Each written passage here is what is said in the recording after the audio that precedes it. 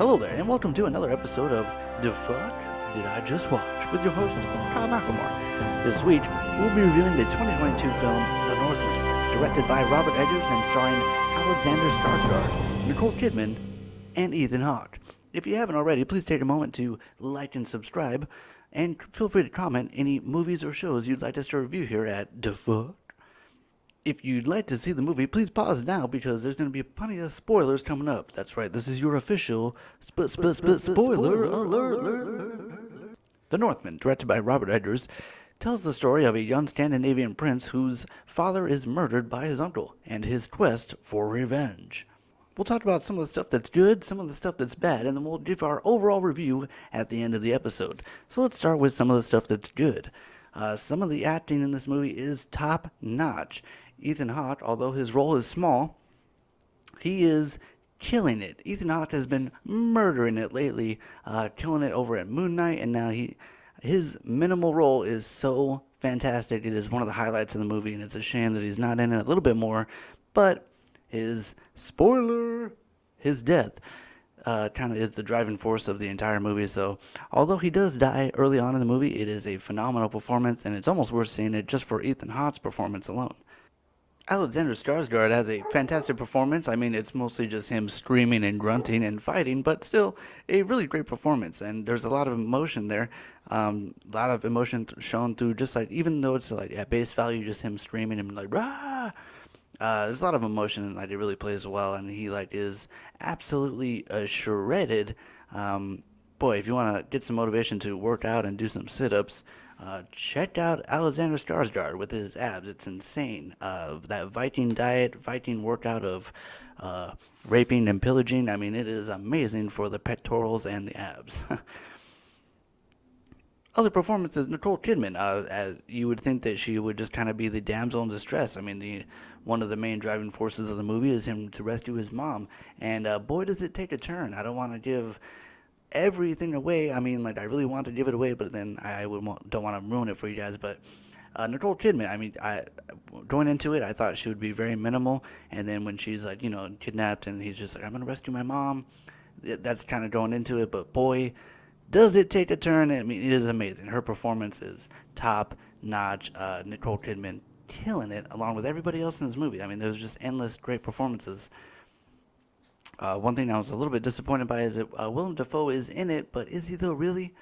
He kind of pops up at the beginning as kind of like the gesture to the king, and then later it's mostly just him doing voiceover work, which is always fantastic. I mean, what do you want more than Willem Dafoe doing VO work? I mean, it's fucking great. But still, I mean, going into it, I thought he was going to be in it a lot more. I just wanted more of him saying mystical stuff, which was, cool, old Shakespearean kind of stuff. Also starring is Anya Joy-Taylor, who you may know from The Queen's Gambit, playing the heroine of the movie. She's great as well. Super good. Good performance as like a strong female lead. One of the greatest things about the movie is the setting itself. I mean, the majority of the film takes place on his uncle's land, which is over in Iceland, in these unbelievably beautiful green rolling hills, like in this valley that just looks too phenomenal to be real. It is just amazing just to sit and stare at the background, and there's plenty of shots of them walking through these amazing cliff sides and just these like the greenest green you will ever see. It is fantastic, really showcasing the amazing beauty of Iceland. It is a fantastic just to stare at this setting. Glass water against the sky, and just like, even though it does look like it's freezing, and I don't see how everyone isn't just like chattering their teeth on every line, because I'm pretty sure it was cold, but it just looks beautiful. And there's also like some volcano action. All the Iceland shots are just like beautiful, really beautiful cinematography. The shots of all the landscape is unbelievably nice to look at. Almost worth it just to look at all the background stuff alone. As for the bad, there isn't much. I mean, the only thing that kind of bothered me a little bit in terms of like the story and stuff is that although it is very like, one direction, like, I want revenge and I'm going to kill this guy. That's kind of the whole point of the movie. But one thing that did bother me is that he's like, yeah, well, the witch prophesied that we would have our final duel in a volcano, so I mean, we're not in a volcano now, so I'm just gonna fuck with this guy.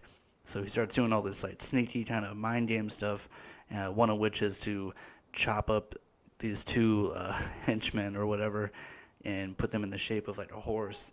And it's hilarious that everyone is like, oh, the prince is like, oh, who the fuck? Who did this? Who? Was it you? Grabbing like the old man, like, fuck you. Was it you? Other like middle-aged, like really out of shape guy, fuck that other slave. Which one of you slaves? Couldn't it be it definitely wasn't you. I know it wasn't you, Alexander Skarsgård, fucking standing there looking like the goddamn Terminator. Like, nah, probably wasn't him. Was it the old man? Tell me it was you, old man. Ah. Now, that was the only part that was like, somebody's slaughtering our men. Who could it be? The 7-foot fucking linebacker? Nah, couldn't be. Other than that, there's not really much to complain about. It ends how you would imagine it ends. I mean, there's probably not much of a spoiler there. I mean, what does any tale of revenge end? You know, I mean, you can probably guess the way it ends. But it's still a phenomenal ride. It's really fun. I don't know about fun. It's more badass. There's like great fight scenes. There's amazing like badass like lines. Almost every word out of Ethan Hawke's mouth is phenomenal.